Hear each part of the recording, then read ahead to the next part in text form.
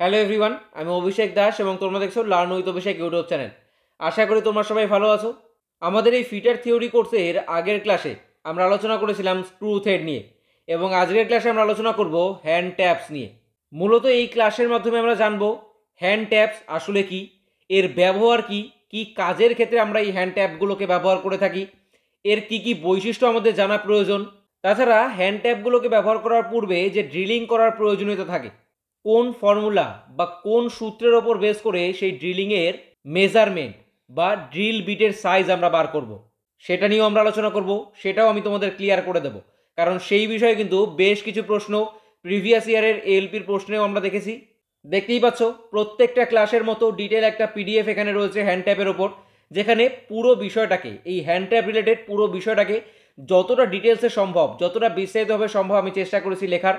কারণ এই ক্লাসের পাশাপাশি যদি এই পিডিএফটা তোমাদের কাছে থাকে, এই নোটটা তোমাদের কাছে থাকে, তাহলে পুরো বিষয়টা কিন্তু একদম জলের মতো পরিষ্কার হয়ে যাবে, একদম ক্লিয়ার হয়ে যাবে। তার পাশাপাশি সবশেষে রয়েছে এখানে বেশ কিছু এমসিকিউ, অর্থাৎ এই হ্যান্ড ট্যাপ রিলেটেড এই চ্যাপ্টারের উপর ডিপেন্ড করে বেশ কিছু গুরুত্বপূর্ণ এমসিকিউ কিন্তু একদম শেষে আমি এই পিডিএফের মধ্যেই অ্যাটাচ করে দিয়েছি, যার অ্যান্সারগুলো এখানে বোল্ড করা রয়েছে। ক্লাস শেষে সম্পূর্ণ পিডিএফটা নির্দিষ্ট টেলিগ্রাম গ্রুপ থেকে তোমরা ডাউনলোড করতে পারবে। যারা যারা আমাদের কোর্সে জয়েন করে রয়েছো, নির্দিষ্ট টেলিগ্রাম গ্রুপে রয়েছো, সেখান থেকে ক্লাসের নিচেই এই পিডিএফটা তোমরা পেয়ে যাবে এবং তোমরা সেখান থেকেই ডাউনলোড করে নিতে পারবে। তাহলে চলো আর বেশি কিছু না বলে একদম প্রথম থেকে আমরা প্রত্যেকটা পয়েন্ট ধরে ধরে দেখি হ্যান্ড ট্যাপ আসলে কি, এর সম্পর্কে কি কি আমাদের জানা প্রয়োজন। এই যে নিচে তিনটে ছবি তোমরা দেখতে পাচ্ছ, এখানে একটু লক্ষ্য করো, তিনটে এখানে ছবি রয়েছে। এইগুলোকেই মূলত বলা হচ্ছে হ্যান্ড ট্যাপস। এইগুলো এক একটাকে বলা হচ্ছে কি, হ্যান্ড ট্যাপস। প্রাথমিকভাবে যদি এগুলোর ব্যবহারের কথা বলি, যে কি কাজে এগুলোকে ব্যবহার করা হয়, সেক্ষেত্রে উত্তর হবে ইন্টারনাল থ্রেড তৈরি করার জন্য। এই হ্যান্ড ট্যাপগুলো মূলত ব্যবহার করা হয় ইন্টারনাল থ্রেড তৈরি করার জন্য। এখন যদি বলো যে দাদা ইন্টারনাল থ্রেড কি, এর আগে স্ক্রু থ্রেডের চ্যাপ্টারে আমরা কিন্তু ইন্টারনাল থ্রেড এবং এক্সটার্নাল থ্রেড নিয়ে আলোচনা করেছি। যদি একটা বোল্টের কথা বলি এবং একটা নাটের কথা বলি, একটা বোল্ট এবং একটা নাট, তুমি কি ইন্ডিয়ান রেলওয়ের বিভিন্ন এক্সামের জন্য প্রিপারেশন নিচ্ছ, তাহলে তুমি চেক করতে পারো আমার সমস্ত নোটস, যেগুলো আমি তৈরি করেছিলাম রেলের এক্সামকে টার্গেট করে। যেখানে আমি কভার করেছি physics, chemistry, biology, history, geography, polity এবং ইঞ্জিনিয়ারিং ড্রয়িং। বেসিক থেকে অ্যাডভান্স এমসিকিউর পাশাপাশি কনসেপ্ট ক্লিয়ার করে ডেসক্রিপটিভ নোটস সমস্তটাই আমি কমপ্লিট করেছি বাংলা ও ইংরেজি দুটো ভাষা মিলিয়ে। বিস্তারিত জানতে অথবা নোটস দেখার জন্য চেক করতে পারো আমাদের পিডিএফ স্টোর, লিংক ডেসক্রিপশনে রয়েছে, অথবা সরাসরি আমাদের মেসেজ করতে পারো হোয়াটসঅ্যাপ নাম্বারে। মনে করো এটা একটা বোল্ট এবং এটা একটা নাট। বোল্টের বাইরে এখানে থ্রেড করা থাকে, তো এইটাকে আমরা কি বলবো, এক্সটার্নাল থ্রেড, যেহেতু এটা বাইরে রয়েছে। এবং নাটের ক্ষেত্রে কি হয়, নাটের এই ভেতরে থ্রেড করা থাকে, তো এটা ভেতর দিকে রয়েছে, সেই কারণে আমরা এই থ্রেডটাকে কি বলছি, ইন্টারনাল থ্রেড। যেটা ভেতরে রয়েছে সেটাকে আমরা কি বলছি, ইন্টারনাল থ্রেড, এবং যেটা বোল্টের গায়ে বাইরে রয়েছে তার পরিধির ওপর, সেটাকে আমরা কি বলছি, এক্সটার্নাল থ্রেড। তো এই যে নাটের ভেতরে যে থ্রেডটা রয়েছে, যেই থ্রেডটাকে আমরা ইন্টারনাল থ্রেড বলছি, সেই ইন্টারনাল থ্রেড তৈরি করার জন্য কোনো জব বা ওয়ার্কপিসের মধ্যে ইন্টারনাল থ্রেড যখনই আমাদের তৈরি করতে হবে, তৈরি করার জন্য বলা হবে, তখন কিন্তু এই টুলটা আমরা ইউজ করব, যেটাকে মূলত বলা হচ্ছে হ্যান্ড ট্যাপ। বোঝা গেল হ্যান্ড ট্যাপটা কি, তার বেসিক যে ব্যবহার, তার প্রাইমারি যে ব্যবহার, সেটা ক্লিয়ার হয়েছে। মূলত ইন্টারনাল যে থ্রেড, সেই থ্রেডটা তৈরি করার জন্যই কিন্তু এই হ্যান্ড ট্যাপগুলোকে ব্যবহার করা হয়। এইবার যদি এক এক করে এই হ্যান্ড ট্যাপগুলোর ফিচার্স বা বৈশিষ্ট্যের কথা বলি, যে এই হ্যান্ড ট্যাপগুলোর ফিচার্স কী কী রয়েছে, কি কি আমাদের জানতে হবে এই হ্যান্ড ট্যাপগুলোর সম্পর্কে, তাহলে প্রথমেই যে পয়েন্টটা আমাদের সামনে উঠে আসে সেটা হচ্ছে, আচ্ছা দা এই হ্যান্ড ট্যাপগুলো কিসের তৈরি, কি দিয়ে তৈরি হয়। এই হ্যান্ড ট্যাপগুলো আমরা কী কাজে ব্যবহার করছি, একটু আগে আমি বললাম, ইন্টারনাল থ্রেড তৈরি করার জন্য। কোনো একটা জব বা ওয়ার্কপিসের মধ্যে যখন আমরা ইন্টারনাল থ্রেড তৈরি করব, তখন আমাদের সেই মেটালটাকে তো কাটতে হবে। সেই ওয়ার্কপিসের মধ্যে যে মেটালটা রয়েছে, সেই মেটালটাকে কেটে আমরা তো থ্রেডটা তৈরি করব। তো কাটিং অপারেশনের জন্য এই টুলটা আমরা ব্যবহার করছি, এই ট্যাপগুলো আমরা ব্যবহার করছি। তো সাধারণভাবেই যেহেতু কাটিংয়ের ক্ষেত্রে এটা ব্যবহার হচ্ছে, তো এইটা কিসের তৈরি হবে, সেই টুলটা কিসের তৈরি হবে, হতে পারে সেটা এইচসিএস দ্বারা তৈরি করা হবে, অর্থাৎ হাই কার্বন স্টিল দ্বারা, অথবা সেটা এইচএসএস দ্বারা তৈরি করা হবে, অর্থাৎ হাই স্পিড স্টিল দ্বারা। তাহলে যদি পরীক্ষায় প্রশ্ন আসে যে হ্যান্ড ট্যাপগুলো কিসের তৈরি এবং সেখানে একাধিক অপশান দেওয়া হলো, সেই অপশানগুলোর মধ্যে হাই কার্বন স্টিল রয়েছে, তার পাশাপাশি মাইল্ড স্টিল রয়েছে, টুল স্টিল রয়েছে, এরকম অপশান রয়েছে, সেখান থেকে অ্যান্সার কিন্তু তখন আমাদের করতে হবে হাই কার্বন স্টিল। তবে এটা সবসময় খেয়াল রাখবে, অপশানে কখনোই হাই কার্বন স্টিল এবং হাই স্পিড স্টিল দুটোই কিন্তু দেওয়া থাকবে না। দুটোর মধ্যে থেকে যে কোনো একটা কিন্তু অপশানে থাকবে, হয় হাই কার্বন স্টিল বা HCS দেওয়া থাকবে, অথবা হাই স্পিড স্টিল বা HSS দেওয়া থাকবে। দুটোর মধ্যে যেটাই থাকুক না কেন, অ্যান্সার কিন্তু আমাদের সেটা করে আসতে হবে। এটা তো তাহলে আমাদের ক্লিয়ার হলো যে হাই কার্বন স্টিল বা হাই স্পিড স্টিল দিয়ে এই যে ট্যাপগুলো সেগুলোকে তৈরি করা হয়। তার পাশাপাশি আরও দুটো জিনিস কিন্তু করা হয়। যেহেতু কাটিং অপারেশনের জন্য এই হ্যান্ড ট্যাপগুলোকে ব্যবহার করা হবে, সুতরাং এদের হার্ডেন্ড করা হয়। এবং তার পাশাপাশি যেহেতু থ্রেডটা খুব সুন্দর ফিনিশিংয়ে আমাদের প্রয়োজন, সেই থ্রেডটা যখন তৈরি হবে তার মধ্যে খুব সুন্দর যেন ফিনিশিং থাকে, সেই কারণে আমাদের কিন্তু এই ট্যাপগুলোকে গ্রাউন্ডও করতে হয়। এখন যদি প্রশ্ন করো দাদা, এই হার্ডেন্ড HARDENED, এই হার্ডেন্ড এবং গ্রাউন্ড GROUND, গ্রাউন্ড, এই দুটো শব্দের মানে কি বা কিভাবে এই দুটো করা হয়?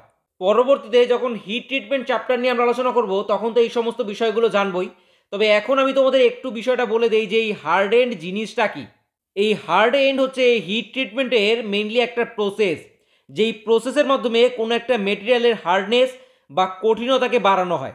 সুতরাং হিট ট্রিটমেন্টের সেই যে প্রসেস, যেই প্রসেসের মাধ্যমে কোনো একটা মেটেরিয়ালের কঠিনতা বা হার্ডনেসকে বাড়ানো হচ্ছে, সেই প্রসেসটাকেই মূলত বলা হচ্ছে হার্ডেন্ড।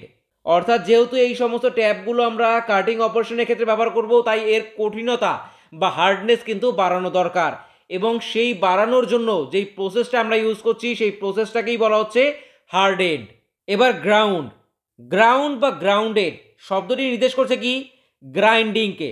গ্রাইন্ডিং বুঝতে পারছো, প্রত্যেকের কাছেই ক্লিয়ার, গ্রাইন্ডিং নিশ্চয়ই শুনেছো। এই গ্রাউন্ড কথাটা গ্রাইন্ডিংকে নির্দেশ করে, যেটা হচ্ছে মূলত একটা ফিনিশিং প্রসেস।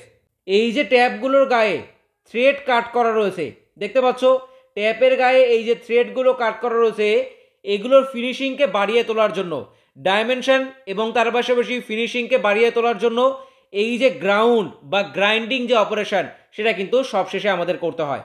তাহলে প্রথম বৈশিষ্ট্য থেকে আমরা কি বুঝতে পারলাম? HCS বা HSS দিয়ে হ্যান্ড ট্যাপগুলো তৈরি করা হচ্ছে। তারপর ট্যাপগুলোর হার্ডনেস বা কঠিনতা বাড়ানোর জন্য হিট ট্রিটমেন্ট প্রসেসের মাধ্যমে হার্ডেন করা হচ্ছে, এবং সবশেষে গ্রাইন্ডিং প্রসেসের মাধ্যমে ট্যাপগুলির ডাইমেনশনস এবং সারফেস কোয়ালিটিকে বাড়িয়ে তোলার জন্য গ্রাউন্ড করা হচ্ছে। এতক্ষণ যে পুরো কথাগুলো আমি তোমাদের বললাম, পুরো বিষয়টা নিয়ে যে আলোচনা করলাম, টোটালটাই কিন্তু এখানে নিচের পয়েন্টে লেখা রয়েছে। দেখো ফিচার্স, তার প্রথম যে পয়েন্ট, 1 নম্বর point, they are made from high carbon steel or high speed steel, harden and ground. এবং নিচে সম্পূর্ণ যে কথাগুলো আমি তোমাদের বললাম বাংলায় কিন্তু এখানে লেখা রয়েছে, যাতে ক্লাসের পাশাপাশি এই পিডিএফটা দেখলে পুরো বিষয়টা বা এই পুরো কথাগুলো তোমাদের সামনে কিন্তু ভেসে আসে, উঠে আসে। দেখো নিচে এখানে একটা ছবি রয়েছে, এই ছবিটার মধ্যে হ্যান্ড ট্যাপের প্রত্যেকটি পার্টের উল্লেখ কিন্তু খুব সুন্দরভাবে দেওয়া হয়েছে। পরবর্তী 2 নম্বর পয়েন্টটা যদি আমরা দেখি, তাহলে এখানে দেখো লেখা রয়েছে, the threads are cut on the periphery and are accurately finished. ট্যাপের মেইনলি যে ওপরিতল, এই যে এই জায়গাটা, এইটাকে বলা হচ্ছে পেরিফেরি বা ওপরিতল বা পরিধি।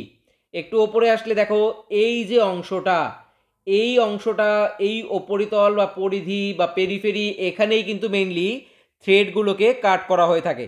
ছবির মধ্যে তোমরা দেখতেই পাচ্ছ থ্রেডগুলো কিন্তু এই পেরিফেরির মধ্যেই কাট করা রয়েছে, অর্থাৎ পরিধির মধ্যেই, ওপরিতলের মধ্যেই কিন্তু কাট করা রয়েছে, এবং থ্রেডগুলো অ্যাকুরেটলি কিন্তু ফিনিশও করা রয়েছে, যাতে এই হ্যান্ড ট্যাপগুলো ব্যবহার করে আমরা যে ইন্টারনাল থ্রেড তৈরি করব সেই থ্রেডের ফিনিশিংও কিন্তু অ্যাকুরেট আসে। পরবর্তী পয়েন্ট, 3 নম্বর পয়েন্টে আমরা দেখব কি লেখা রয়েছে, to form the cutting edges fluids are cut across the thread. Hand ট্যাপগুলির কাটিং এজ তৈরি করার জন্য সম্পূর্ণ থ্রেড জুড়ে কিন্তু ফ্লুইডস কাট করা থাকে।